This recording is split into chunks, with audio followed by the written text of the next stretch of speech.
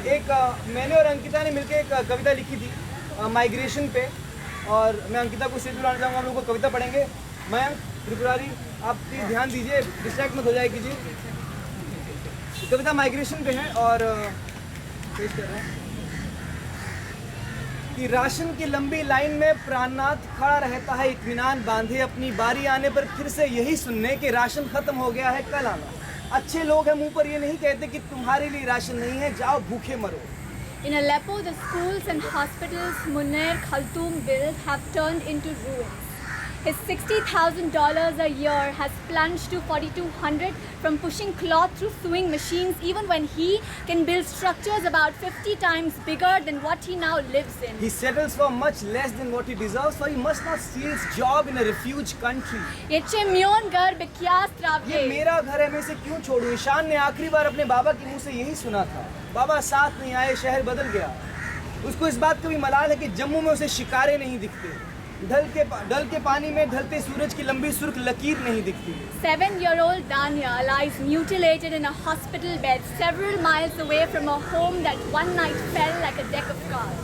When the bomb came off the sky like a disoriented but determined shooting star and the walls came crumbling down upon her cousins, uncle, aunt, seconds before their final draw of breath, their failing of heart, she wants to walk to a home that does not devour Abu and Ammi. But she is terrified.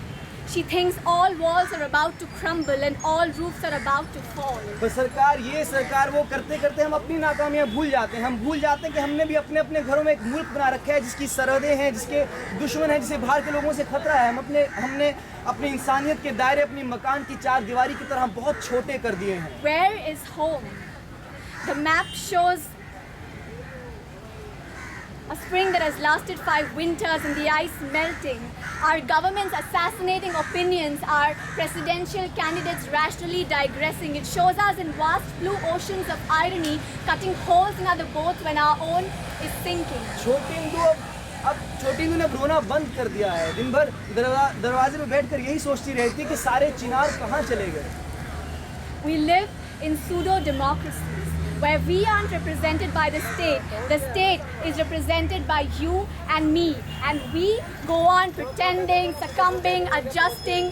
कितना कुछ है जो हम मान लेते हैं। जानने की कोशिश किए बिना हमको बचपन में सिखाया जाता था कि कोई किसी हिस्से का दाना नहीं खाता है। फिर किसने हमारे मन में डर बिठा दिया कि हमारी नौकरी ले जाएंगे, हमारी ज़मीन खा जाएंगे। वो सब जो हमारा है ही नहीं, उसके लिए हमको हम ही से लड़ा दिया, हमको कोई और बना दिया। Who taught us to draw political maps on the faces of people that enter our countries? Who taught us that there are only 196 kinds of people? Because there are 196 countries. We are all one earthquake, one civil cry short of becoming refugees.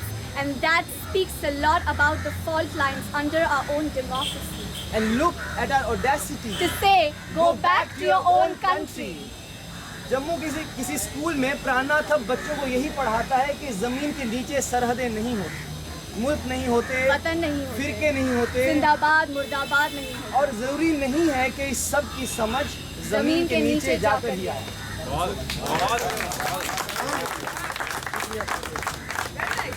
थोड़ा सा of topic है लेकिन हमको लगा अच्छा poem में सुना दिया जाए। अरे मॉडेस्ट हो रहे, थोड़ा मॉडेस्ट हो रहे। शुक्रिया।